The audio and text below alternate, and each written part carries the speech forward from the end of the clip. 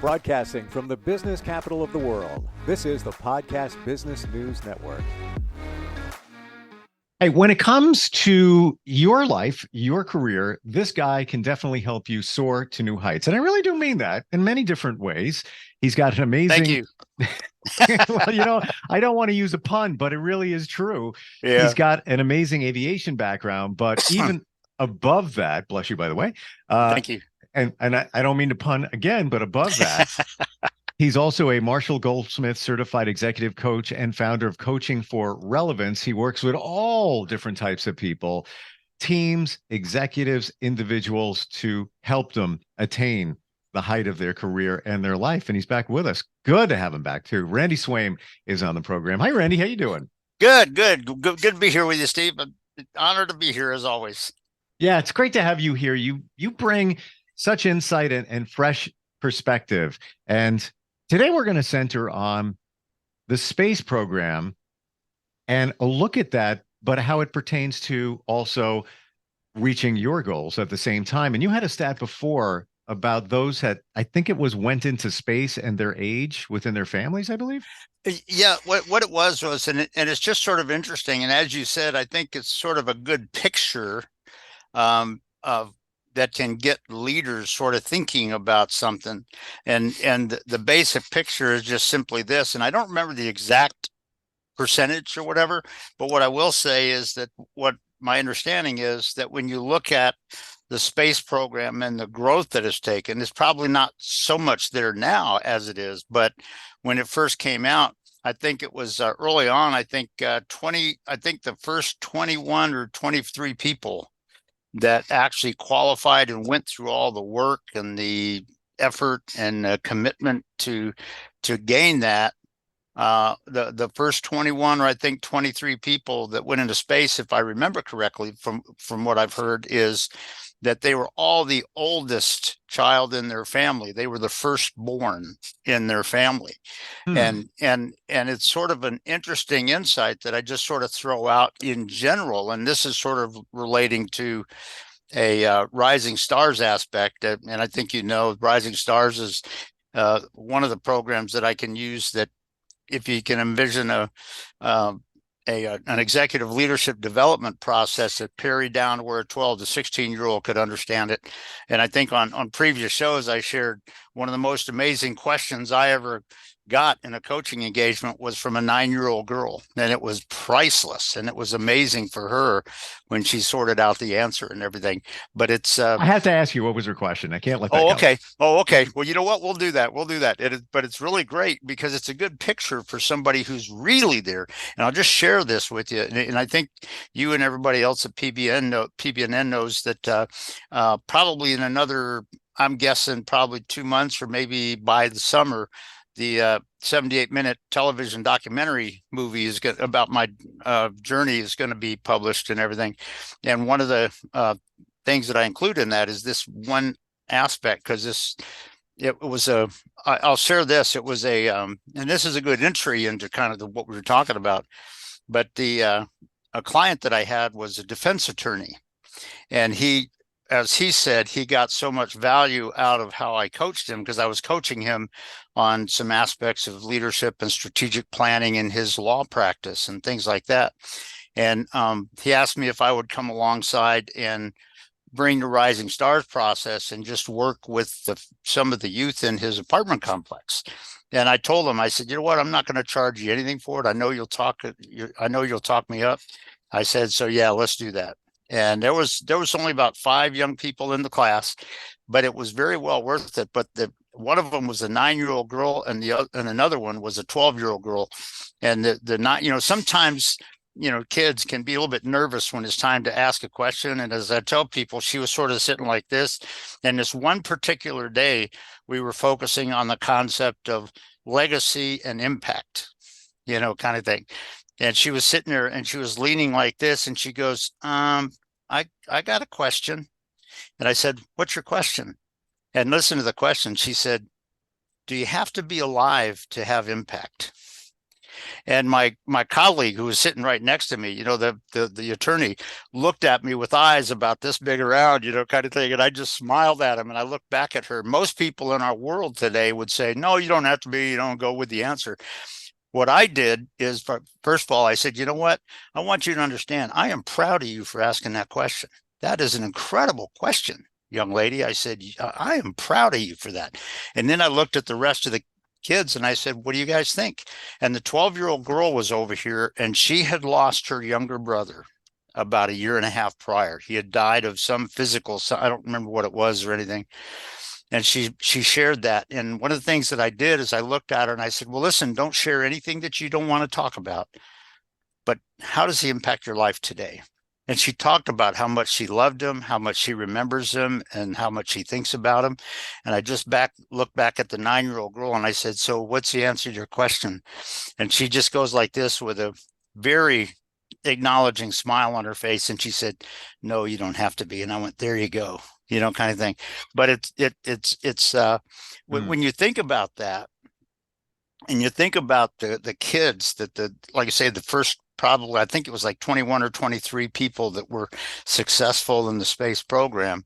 I think were like the oldest ones, generally speaking, were the oldest ones, I believe, in their brothers and sisters and all.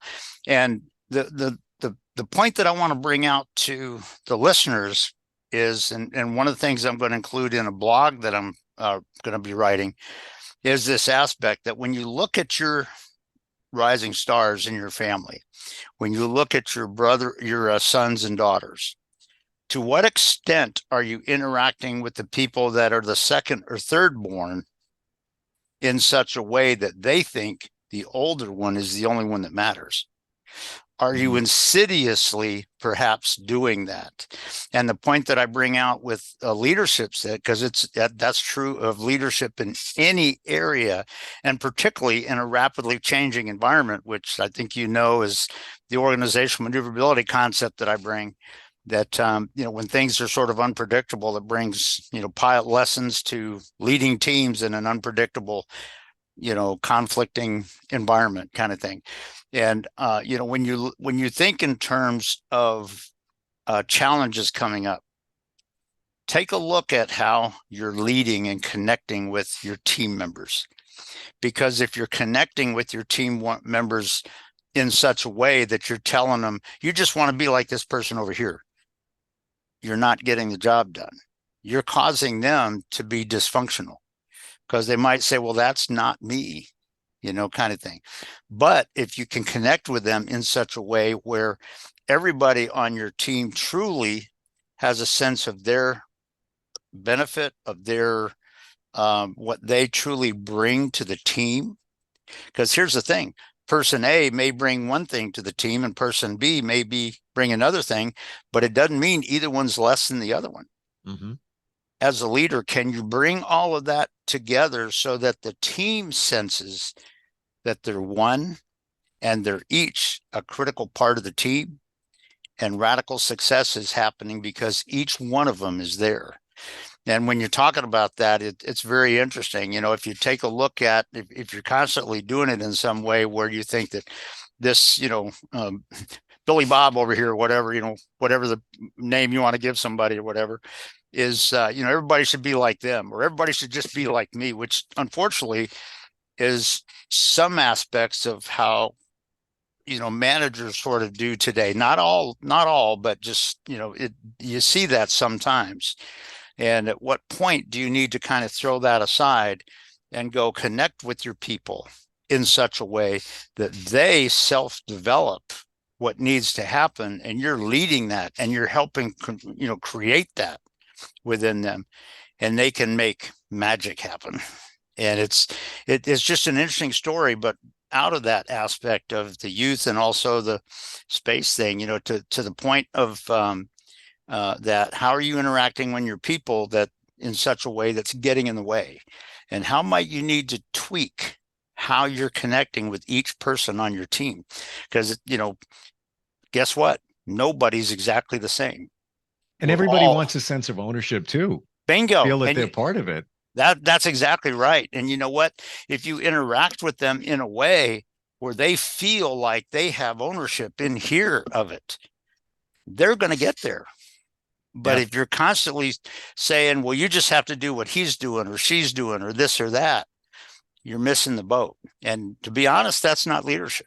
Do you think, Randy, looking back at those who went into space and the 21, 23 astronauts, if you will, and they were the oldest in their family out of all the kids, do you think that after they were born, their parents, and nothing against their parents, but do you think they kind of just took their foot off the gas and said, because the firstborn always gets a lot of attention because, first time parents, like, let's everything focus on him. I've never done this before. And then the second one comes along. Yeah, it's a little bit easier. Yeah. Okay. Third one comes along. Yeah. I don't worry so much about that. Just chill out. Go for it. Yeah. Yeah. Do you think that may be what happened in their families and not unlike any other family? I will tell you this. I honestly don't know. But I will say I'm asking your feeling. I got you. My feeling is I tend to think that they probably didn't do that for one simple reason. And that is the aspect that the people that truly launched into space, I think for the most part, had really learned leadership. And yet, if you look at the whole concept of Apollo 13, where everything that happened that, they would never have expected, kind of thing. And they went out and they had to work together, even though there was some stress. They needed to work together. They needed to come up with the radical solutions in unexpected environments and go out and figure out how we're really going to do this. And I got to tell you, you just changed my view of all of this, because in what way? In that the oldest born felt that they needed to have some leadership skills because they're the oldest. So they're guiding their younger siblings. So they just invariably just took charge. I got you now. But the other part of leadership is when it's not so much just doing that, but you're creating that leadership growth in your brothers and sisters or in your team in such a way that they may come up with a solution because they were thinking about it and their thinking and imagination and vision was not squashed.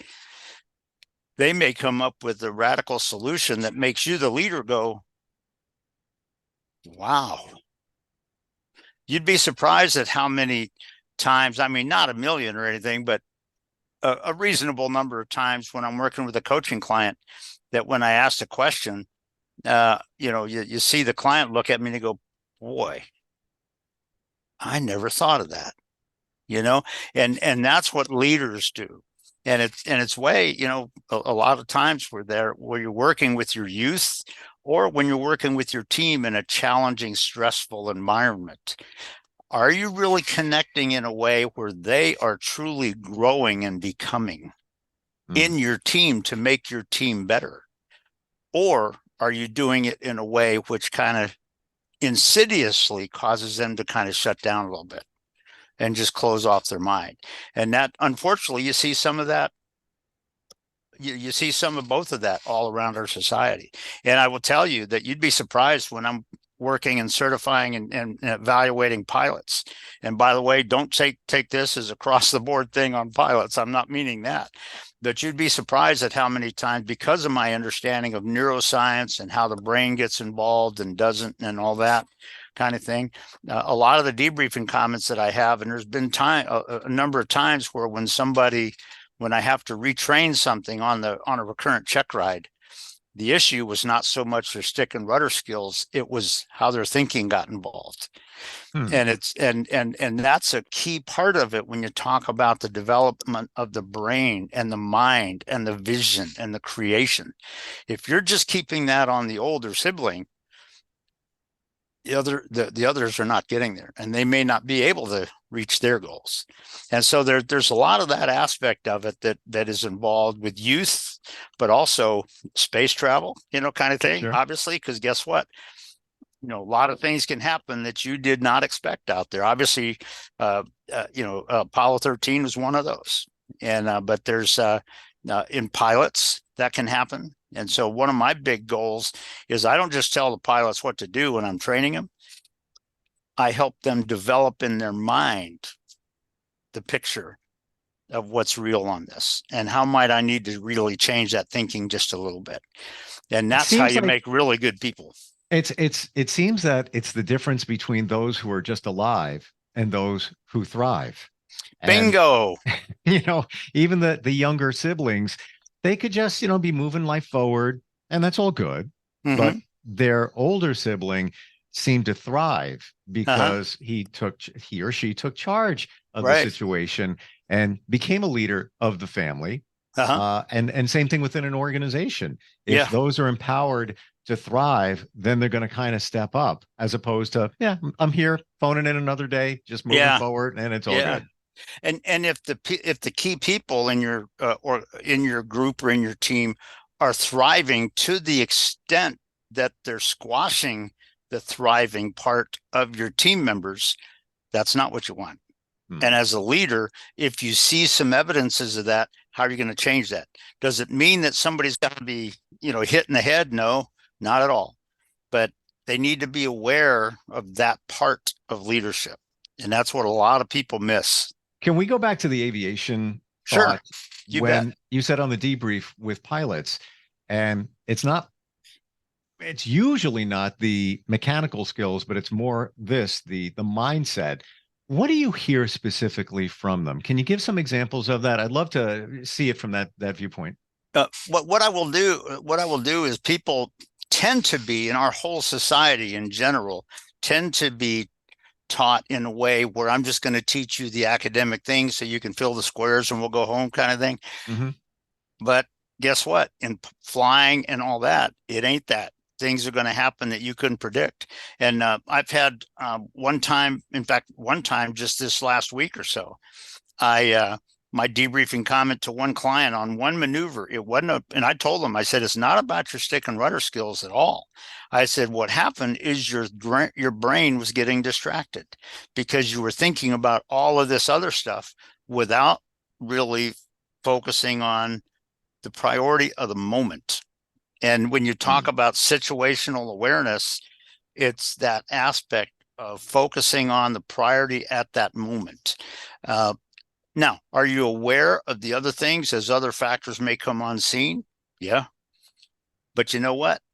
Your situation awareness, do you have clarity on what the real important thing is at the moment? And here's the thing, in the next 3 or 4 or 5 seconds, it may be terrible if I go over here and think about this. But you know what? In 12 seconds, all of a sudden, that's a good time to do it. And that's part of situational awareness in people, in pilots, in people, and particularly if you're leading teams in a rapidly changing, challenging environment. Do you have clarity on when those little priorities change? And are you doing it at the right moment so that your brain's not getting in the way of what you need to do right now?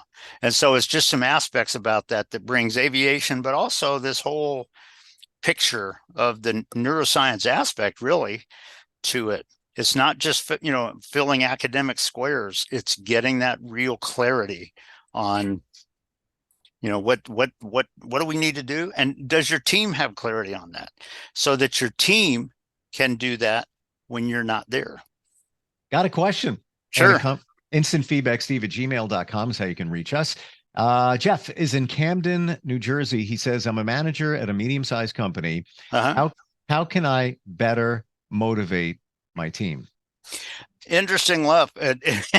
And as much as I hate to say it, it's not just a rote academic answer, because what you would want to do if I was coaching him, the next question I would say is, well, what do you need to find out about your team? Because the real answer to his question is not so much how can I motivate them, but how do you connect in and learn about what motivates those people? And now you know how to motivate them. And so it's very interesting on that from leadership standpoint, because guess what? Particularly if you got relatively new people in your team, you don't know them all yet. And you know what? Do you take the time to go in and just connect with them a little bit and learn what their real motivation, their sense of value is. Once you know that, boom, oh, okay, I know how I can do this. And your people just go, oh yeah, yeah, let's do this. And so it's a good question, Yeah. but unfortunately, it's not just academic. It's getting a sense where you know your people and you know what that value is for them. Then you know what you can do to do that. To your point, I saw a Facebook post of somebody I used to work with back in the day, Mm-hmm. and she said that the company she works for put out a spread of lunch, put up, some trays of lasagna and Mm-hmm. baked ziti and things like that. And she says, I'm grateful. That's wonderful. But most of us at this company would rather see, $25 in a gift card or something as opposed to Mm-hmm. just the trays of lasagna. Yeah. So the intent was good, but it wasn't really what truly motivated the team. Yeah. And I'll just give you one picture too, because you're exactly right. Down when I was in uh, uh, uh, a respiratory therapist down at Sarasota Memorial Hospital. This is like 1974, so it's a few years ago, kind of thing. But there was a time when a nurse was calling on me because we were in charge of intensive care units and emergency room and all that sort of stuff. And I ran over, and there was a patient that had kind of had a heart, his heart quit. And as soon as I ran in there, I could see the nurse was pulling stuff off the counter, and I saw the EKG that it was a straight line, and I immediately went over and started doing a little bit of mouth to mouth with him and did some cardiac massage. And I actually intubated the patient. We did all that stuff to try to get him going again. But when it was all over, that nurse, that she was the head nurse of ICU, and we were in two different departments. I was a respiratory therapist, she was nurse, but when she came up, and my colleague, who was a fellow therapist, was there, she and I were standing there because we had worked together without even having to verbalize anything, without even talking. We knew what was required and we got it done. But the nurse came up to me after it was over, and she looked at the two of us and she said, "Oh, can I share something with you?" And we said, "Yeah." And she said, "I'll work with you guys any day of the week." And it turned out that she, over the next 2 days, she told three of the highest managing people in the departments in the hospital there that same thing. But you know what? If somebody comes up and they go, "Wow, that's amazing." And so, getting clarity on what it is your people sense that value. And once you get clarity on that, and that's what a lot of people don't know, it's just not academic. If you learn what that value experience is for each of your people, now you know how to connect with them in such a way that they feel that. So I just learned something. I had no idea you had somewhat of a medical background. Yeah. I was there for about 4 years before I went back to college and ROTC and into aviation and the military. So yeah, Wow. I was down at Sarasota Memorial Hospital for about a year, and I moved up to a hospital in Winston-Salem, North Carolina for about a year. And it was right about then that all those dreams came back, and I went, "Oh yeah." And I applied to go back to college and ROTC, and that whole thing is part of my Rudy story. If you know the movie Rudy, and if you want to, we can share that a little bit, in the future session and all. But yeah, I mean, that's what it is with what he was asking. It's a great question, but it's not just one thing, because every individual is a little bit different. Do you understand what makes each of the team members? And this is one thing a leader has to do, is get a real sense of, okay, that's what this person really senses. How am I going to make that happen for them? And this person over here, and this person. And you know what? That's part of leadership, where you connect with your people in the way where they're sort of experiencing that. And it's a key point. I'm curious. We have just literally a minute left, but I'm okay. Super curious about this. Your medical background, the respiratory end of things, there at the hospital, those skills, those early skills there, how do you feel that enhances your career now, or your life in general? I'll just tell you this real quick. It'll take about 40 seconds. But really, it taught me how to perform even when nobody's there to tell you what to do, in a rapidly changing, challenging situation. When somebody just had a heart attack, and if you don't get to them right now, they're going to be dead within 2 minutes or whatever, kind of thing. And to be able to handle those things, in whether we took part of the recovery room, we took part of emergency room, we took part of ICU and cardiac intensive care, all of that. And so you had to perform comfortably. And like I said, when that one time, my fellow respiratory therapist, she and we knew what was required, and we didn't have to verbally say anything. And when I was getting ready to intubate the patient, she had already got the endo tube out in the laryngoscope and laid it down next to his shoulders. And as soon as I saw that, I went, yep, and I was able to do it. So that's the big thing that it brought me into my journey, is being able to perform when things may feel out of control, even when the leader's not there to tell you what to do. And not everybody can do that. And I'm getting a flash in a memory. My friend John, back in the day, mm-hmm. he was a radio engineer, knew him for decades. He was the go-to guy. Go to John. He'll fix anything. He can get it going. Last minute, back on the air, all of that. Last minute mm-hmm. guy. He pivoted and trained to be a 911 operator. And he was in the fire department. He had all that experience. He would show up at, catastrophes, all good. Yeah, he has my compliment. However, he lasted 1 day. Yeah. Because it was that rapid situation, dealing with calls, the responsibility, a lot of it even dealing with calls that involve children. Mm-hmm. And he couldn't do it. And I was actually very surprised, and all good, but not everybody can do what you're describing. And I guess you don't know until you're dropped in and see. And you know what? Sometimes you drop in and you learn, sometimes it's just a challenge and you go, okay, let's overcome the challenge. Sometimes though, this is not what I want to do. Right. And, with my whole journey in medicine and military, fighter aviation and all that, guess what? That's been most of my life, is being functional in that sort of environment. And, but yeah, you're right. And that's one of the big things that I offered to the questioner there. And I look forward to entertaining some more questioners for following sessions that you and I are on. But it's one thing you can't make that as just an academic thing, but how do you know, what is it going to take for you to really get to know your people so that you know what their experience is in such a way that they go, oh, yeah. And then you know what you need to do. And so it's pretty cool. And the most important thing is you got to know your staff. You got to know what a concept. Yeah. Imagine that. That's right. Randy, it's always great talking with you. Love your stories and the insight, and learn so much. Coachingforrelevance.com is the website. You're available to help everybody reach their potential, be it an executive, be it an individual. It doesn't really matter, but free consult call. Do you offer that? What I tell people is I don't do cold sales calls.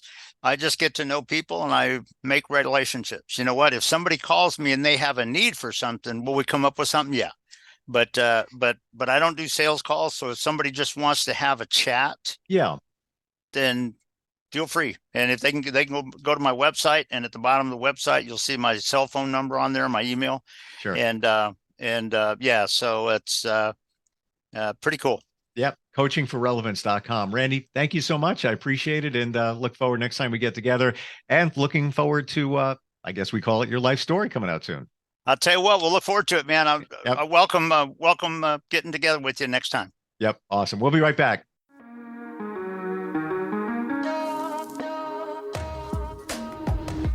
Broadcasting from the business capital of the world, this is the Podcast Business News Network.